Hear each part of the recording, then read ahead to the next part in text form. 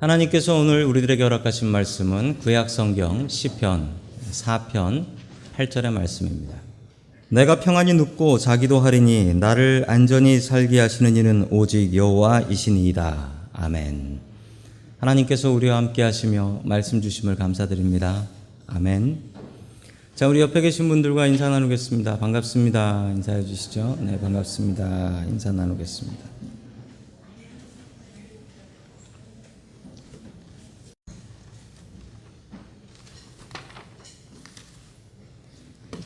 자, 경건을 훈련하라 라는 제목을 가지고 하나님의 말씀을 증거하겠습니다.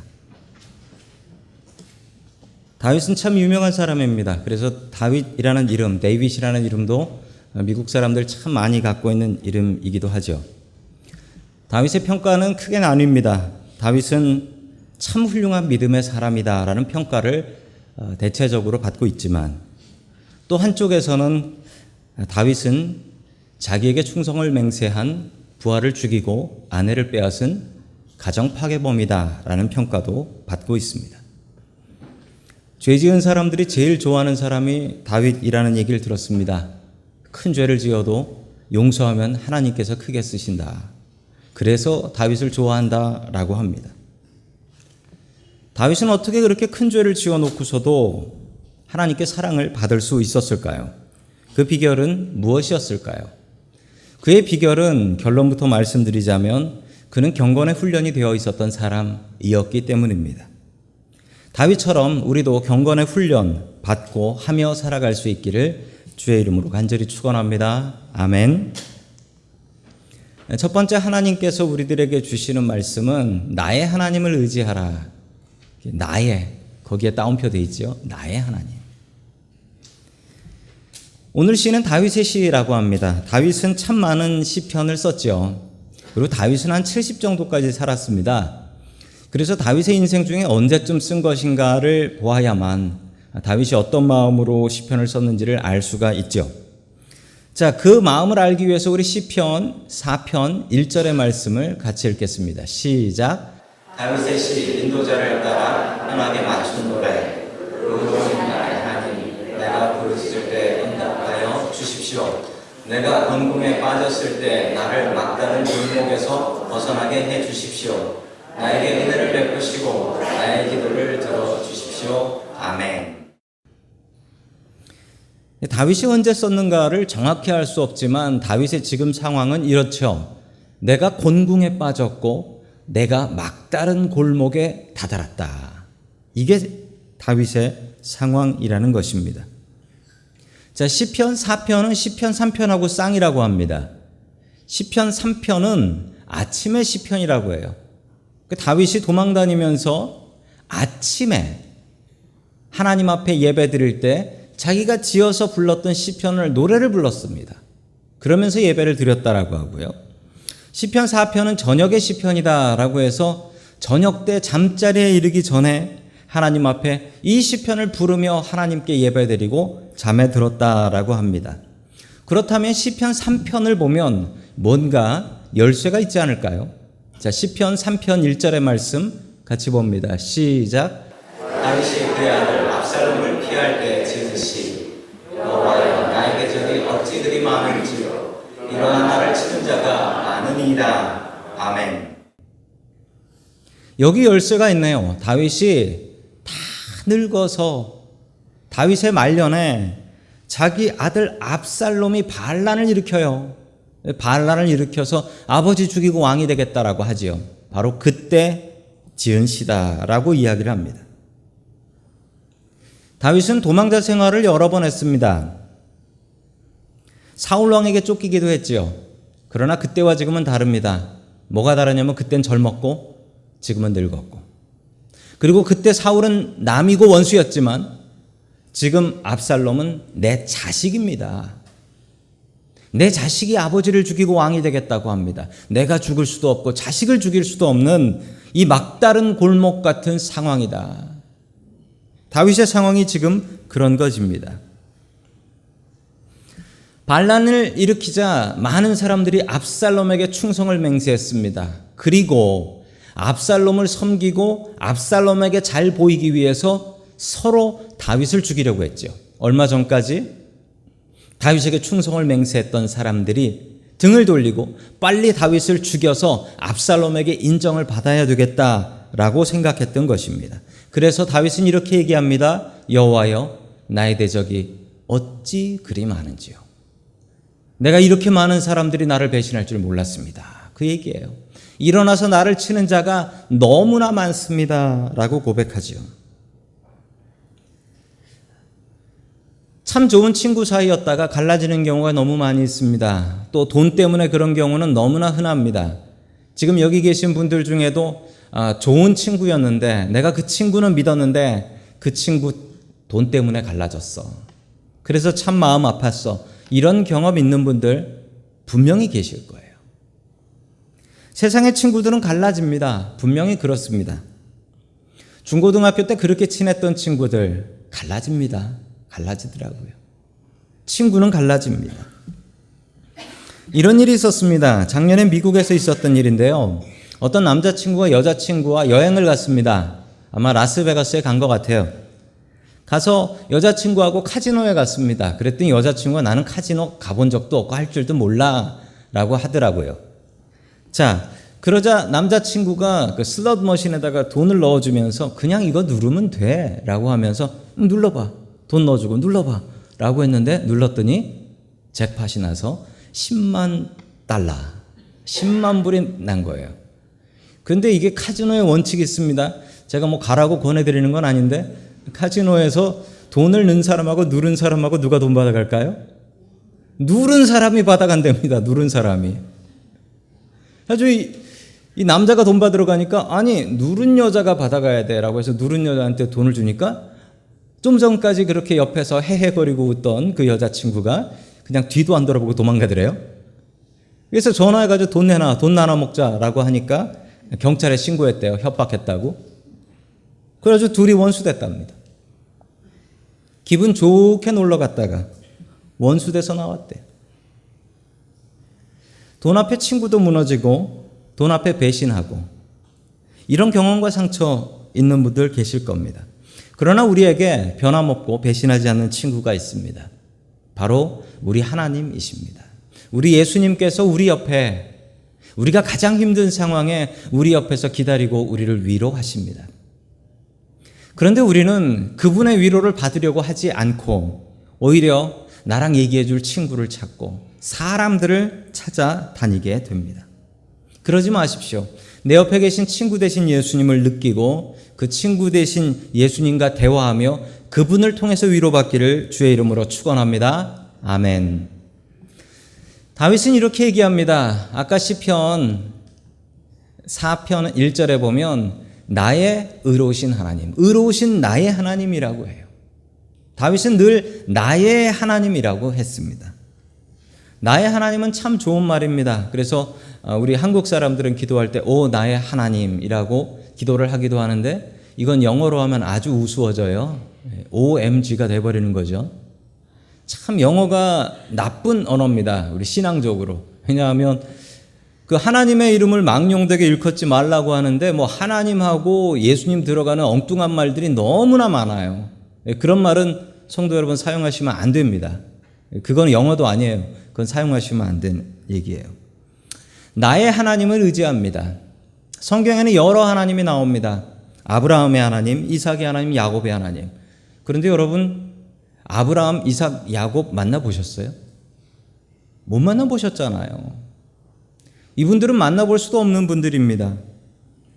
우리가 의지해야 되는 하나님은 어떤 하나님이냐면요. 성경에 나오는 하나님입니다. 그러나 진짜 우리가 힘겹고 어려울 때 의지해야 될 하나님은 나의 하나님입니다. 그 하나님이 있으세요. 옆 사람의 하나님이 아니라 목사님의 하나님이 아니라 우리 부모님의 하나님이 아니라 나의 하나님이 있어야 되는데 성도 여러분들에게는 그 나의 하나님이 있으십니까? 내가 고백할 수 있는 하나님, 내가 힘들 때 내가 의지할 수 있는 하나님, 그 하나님이 있으십니까? 있어야 합니다. 저희 아들이 대학을 갑니다. 저희 아들의 꿈은 최대한 멀리 가는 것이라고 했는데 그 꿈을 이루어버렸습니다. 저는 너무나 아쉽습니다. 아쉽지만 기대가 되는 게 있습니다. 뭐가 기대가 되냐면 지금까지는 부모의 그늘 밑에서 부모의 하나님만 알았습니다. 평생 제 설교만 듣고 살았어요. 그런데 제가 기대가 되는 것은 가서 아버지의 하나님, 어머니의 하나님이 아니라 나의 하나님을 좀 느끼고 왔으면 좋겠다라는 그런 기대를 하게 됩니다. 우리가 자식들한테 부모의 하나님을 알려줘야 됩니다. 그러나 그게 전부가 되면 안 됩니다. 자식들에게 나의 하나님이 있어야 합니다. 성도 여러분들의 나의 하나님은 누구입니까? 남의 하나님이 아니라 나의 하나님을 의지할 수 있기를 주의 이름으로 간절히 축원합니다. 아멘. 두 번째, 하나님께서 우리들에게 마지막으로 주시는 말씀은 경건을 훈련하라 라는 말씀입니다. 경건을 훈련하라.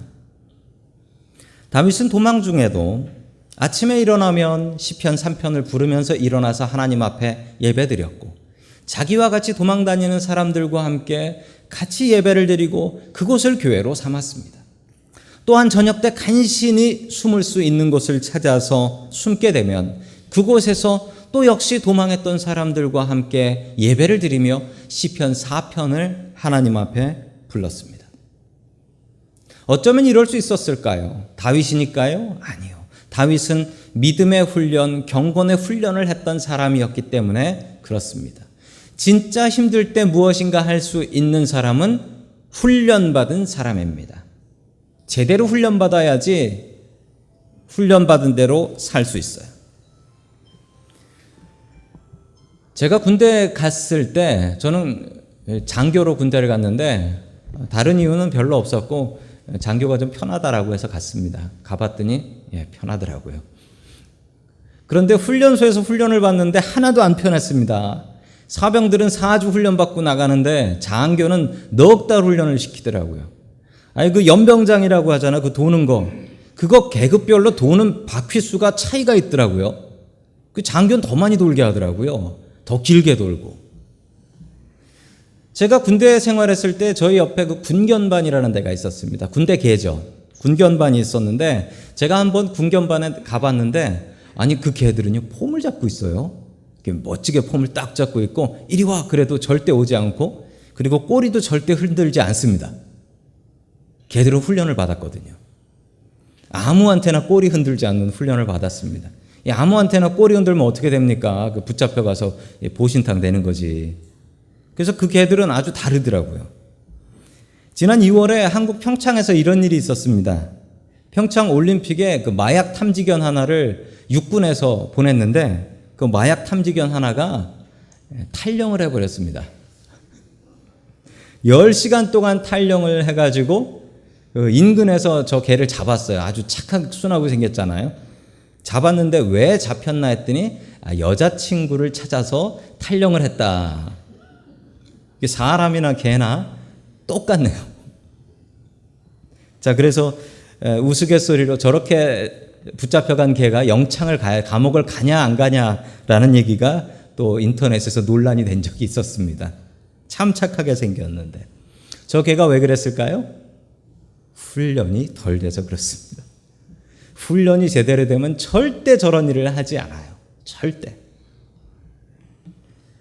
훈련 제대로 받은 군견은요 핸들러에게만 꼬리를 흔듭니다. 그 군견반에 여럿이 있는데 그 사람들이 아니에요. 오직 핸들러에게만 꼬리를 흔들어요. 오직 핸들러의 명령만 듣습니다. 아무리 계급 높아도 소용없어요. 핸들러만 말 들어요. 그게 훈련받은 개예요. 자, 성경은 우리에게 훈련에 대해서 이렇게 이야기를 합니다. 디모데전서 4장 8절의 말씀 같이 봅니다. 시작. 몸의 훈련은 약간의 유익이 있으나 경건 훈련은 모든 면에 유익하니 이 세상과 장차 올 세상에 생명을 약속해 줍니다. 아멘. 경건의 훈련을 해야 한다는 겁니다. 훈련이 되지 않으면 정말 우리가 힘겨운 상황을 당할 때 그 상황 속에서 우리는 제대로 일어설 수 없다라는 사실입니다. 제대로 된 훈련 받아야 됩니다.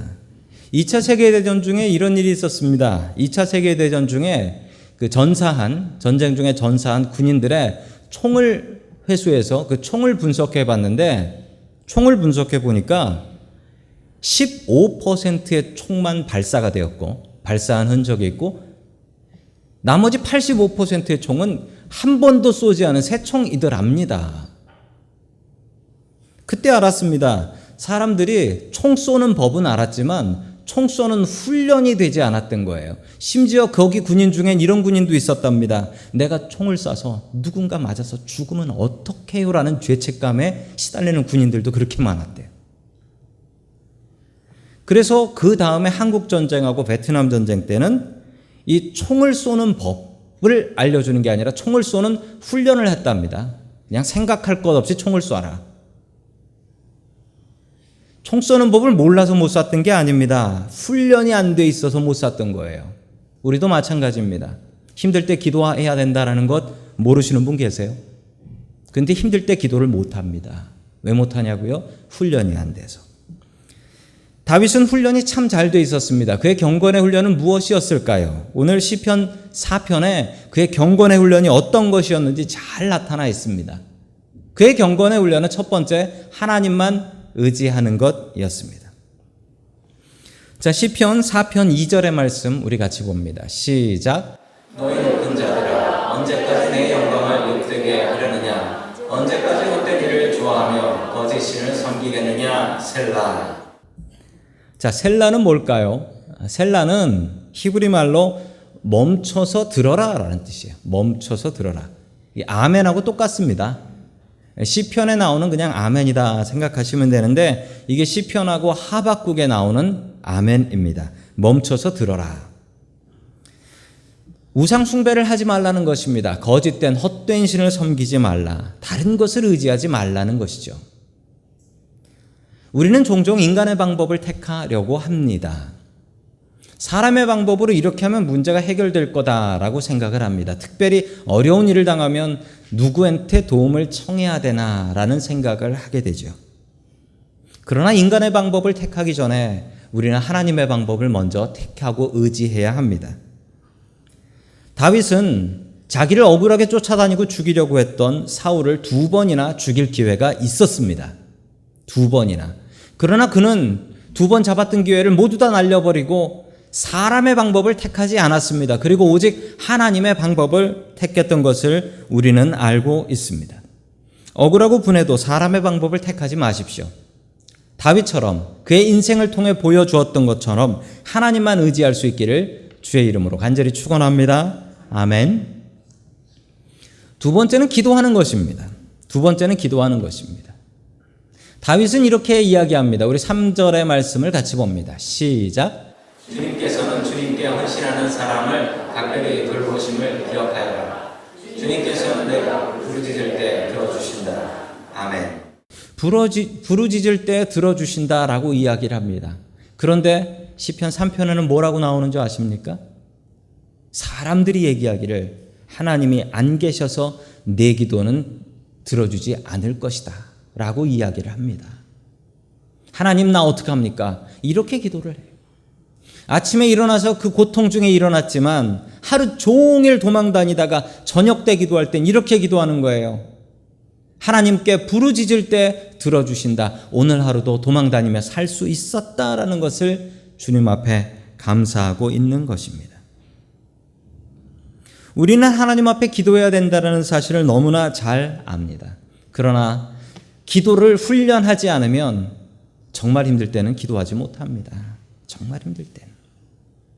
정말 힘들 때는 기도가 나오지 않는데 오직 그때 기도할 수 있는 사람은 기도에 훈련을 한 사람입니다. 매일매일 기도를 훈련한 사람은 힘겨운 일이 있을 때 무릎을 꿇을 수 있지만 기도에 훈련이 되어 있지 않은 사람은 힘들 때 무릎 꿇을 수 없습니다. 무릎 꿇어도 할 얘기가 없어요. 그냥 용건만 간단히 5분만 얘기하고 일어나는 거예요. 기도의 훈련을 받은 사람과 받지 않은 사람은 기도하는 것 보면 죄송합니다. 알 수가 있어요. 그의 기도의 용어와 그의 기도의 깊이를 보면 그 사람이 기도하는 사람인지 아닌지 알 수가 있습니다. 어떤 아주머니가 시골 사는 아주머니가 전도를 받아서 교회를 나갔습니다. 교회를 나갔는데 이분에게 시간이 별로 없는 거예요. 기도할 시간이 없어요. 그래서 이분이 이런 결단을 했다고 합니다. 어떻게 결단했냐면 내가 살면서 생활하면서 일하면서 기도하겠다. 이분이 이렇게 기도를 해요. 빨래를 빨면서 이렇게 기도해요. 하나님, 내 마음속에 있는 이 더러운 죄도 이 빨래처럼 씻기게 하여 주시옵소서. 이러면서 기도를 했대요. 밭에 나가서 잡초를 뽑으면서 이렇게 기도했답니다. 하나님, 내 마음속에도 이런 잡초들이 있습니다. 이런 잡초들 주님 뽑아 주시옵소서. 이렇게 기도했대요. 시간이 너무 없어서. 우리의 삶을 다시 한번 살펴보길 원합니다. 바빠서 기도 못하나요? 아니면 기도할 필요와 마음이 없어서 기도하지 않나요? 아마 다른 시간 줄이면 충분히 기도할 만한 시간 나올걸요? 기도의 시간을 확보하십시오. 기도는 마음입니다. 마음이 있어야 기도할 수 있습니다. 그 마음 온전히 드리며 주님 앞에 기도할 수 있길 축원합니다. 아멘. 세 번째, 다윗의 경건 훈련은 분노하여도 죄를 짓지 않는 훈련이었습니다. 다윗은 화가 났습니다. 자기 아들이 자신을 배신한 것에 분노했습니다. 그리고 자신의 신하들, 내가 너한테 이렇게 해주지 않았는데, 내가 너한테 어떻게 잘해줬는데 너희들이 나를 배신하고 나를 죽이려고 하니. 다윗은 분노했습니다. 화가 났습니다. 세상은 우리를 화나게 합니다. 어쩌면 오늘 교회를 오시면서도 정말 화가 나서 오신 분도 계실 수가 있습니다. 세상은 우리를 화나게 합니다. 당연합니다. 그런데 그 중에 우리가 해야 될 일은 무엇일까요? 우리 4절의 말씀 같이 보겠습니다. 4절입니다. 시작. 너희는 분노하여도 죄짓지 말아라. 잠자리에 누워 마음 깊이 벗어 눈물을 흘려라. 셀라. 자, 화가 나도 죄를 짓지 말라고 합니다. 세상은 화납니다. 그렇지만 화가 나는 세상 속에서도 죄 짓지 말라는 거예요. 내 마음속에 분노가 솟아오르는 건 그건 어쩔 수 없다는 겁니다. 그런데 거기서 끝내야죠. 때로는 거기서 못 끝내고 화를 낼 때가 있습니다. 뭐 가족에게나 친한 사람에게나. 그러면 바로 사과하시면 됩니다. 화를 안 낸 것보다는 못하지만 내가 화를 내서 다른 사람에게 피해를 줬다면 그 사람에게 사과하면 되는 겁니다. 그리고 밤에 매일 잠자리에 눕기 전에 깊이 나 자신을 반성하며 눈물을 흘려라. 이렇게 얘기합니다. 우리는 화나는 일을 당하면 이런 현상들이 벌어집니다. 어떤 현상이냐면 잠잘 때 자꾸 그 일이 생각나는 거예요. 그리고 그 사람이 너무나 미워. 그렇게 되면 잠 못 자게 되는 거죠. 그래서 잠 못 자고 나면 그 다음날은 더 미워요. 그 사람 때문에 또 잠 못 잤으니까. 또 미워하는 거야. 계속 미워하는 거야. 다윗은 이렇게 얘기합니다. 잠자리에 누워 다른 사람 미워할 생각하지 말고 스스로를 반성해라. 내가 잘못한 게 뭔가. 그리고 스스로 눈물을 흘리며 하나님, 내가 잘못했습니다. 회개하고 그렇게 잠들라는 거예요. 이건 다윗의 간증입니다. 나를 배신한 내 아들놈, 나를 배신한 내 신하들, 그 사람을 미워하는 마음을 갖기보단 내가 그들한테 뭘 잘못했나? 내가 자식을 잘못 키웠지. 내가 신하들한테 섭섭한 게 한 건 없나? 그렇게 스스로를 반성하며 잠들었다라는 사실입니다. 다윗처럼 스스로를 반성하며 분이 나도 죄를 짓지 않는 저와 성도 여러분들 될 수 있길 축원합니다. 아멘. 네 번째 마지막 다윗의 훈련은 예배를 드리는 것이었습니다. 예배는 우리가 최선으로 드려야 되는 것입니다. 많은 분들에게 예배는 일주일에 겨우 1시간입니다. 이 겨우 1시간을 하나님 앞에 온전히 드리지 못한다면 우리의 신앙이 바로 설 수 있을까요? 그렇지 않습니다. 예배의 훈련을 바로 드리십시오. 이 1시간만은 주님 앞에 집중하겠다라는 마음을 가지고 주님 앞에 나아가십시오. 자, 우리 5절의 말씀을 같이 봅니다. 시작. 올바른 제사를 드리고 주님을 의지하여라. 아멘. 올바른 제사를 드리라 라고 하는데 다윗은 지금 도망가고 있어서 어디 성전에 가서 예배를 드릴 수도 없습니다. 그냥 자기가 있는 곳 숨은 곳에서 하나님 앞에 예배 드릴 수밖에 없는 것이죠. 어느 서커스 공연을 하는데 그 서커스단에 골칫거리 코끼리가 한 마리 있었답니다. 코끼리가 말을 안 들어요. 너무 고집이 세서 그냥 한 번 앉아 있으면 아무리 뭐 먹을 걸 갖고 뭐라고 해도 이 코끼리가 말을 안 듣는 겁니다.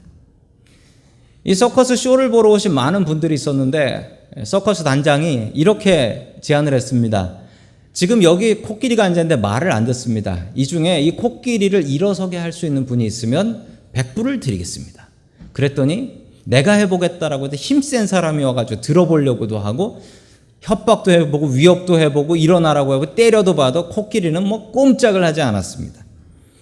그러자 그 동네 작은 교회 목사님이 계셨는데 그 목사님이 코끼리 펄럭거리는 귀를 살짝 들면서 한마디 해줬습니다. 그랬더니 코끼리가 펄쩍 일어나서 도망가더래요.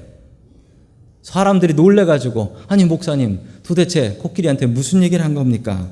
라고 물어보니 목사님께서 딱 한마디를 했다는 거예요.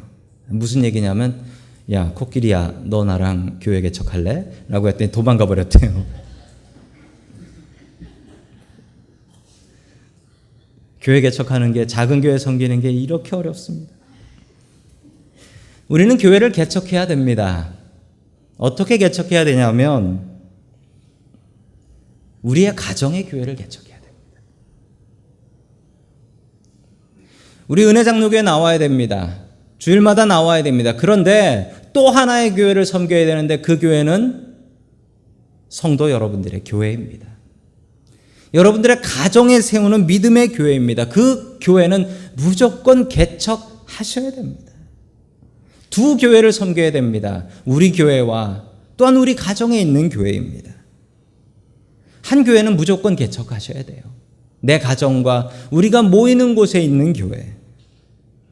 다윗은 성전에 가지 못했기 때문에 교회를 개척했습니다. 같이 도망다니는 사람들과 함께 교회를 열고 그리고 시편 3편과 4편을 통해서 아침과 저녁으로 예배를 드렸습니다. 부르신 곳에서 예배 드리십시오. 하나님께서 우리를 부르셨을 때 그 부르신 곳에서 주님께 예배 드려야 됩니다. 예배의 복이 성도 여러분들에게 넘칠 수 있기를 축원합니다. 아멘. 자, 그런 예배를 섬기는 사람들에게 하나님께서 주시는 복이 있습니다. 우리 8절의 말씀 같이 봅니다. 시작.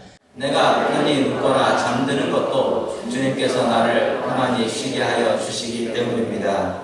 아멘. 경건의 훈련을 하는 사람들에게 주시는 복입니다. 아들에게 도망다니며 죽을 위기에 있는 그 사람들에게도 하나님께서 주시는 복은 편히 눕거나 잠드는 것입니다. 아마 다윗은 도망다니면서 길에서 잤을 것입니다. 동굴에서 자거나 길에서 숨어 잤을 것. 절대 편안한 자리가 아닙니다. 그 불편한 자리에서 하나님 앞에 편히 눕거나 잠드는 것, 이것이 무엇 때문이라고 합니까? 주님께서 나를 평안히 쉬게 하여 주시기 때문이다. 도망 다니면서도 쉴 수 있는 것, 괴로운 상황 속에서도 내가 편히 쉴 수 있는 것은 하나님을 제대로 의지하기 때문이다. 다윗은 분명히 고백합니다. 고난이 오기 전에 경건을 훈련하십시오. 고난이 오기 전에 주님을 바르게 의지하십시오. 그래야 우리가 고난당할 때 이 일들을 통하여 주님 앞에 더욱더 나아갈 수 있습니다. 다윗처럼 경건의 훈련을 경험하고 그 경건의 훈련을 통하여 주님을 더욱더 의지할 수 있기를 주의 이름으로 간절히 축원합니다.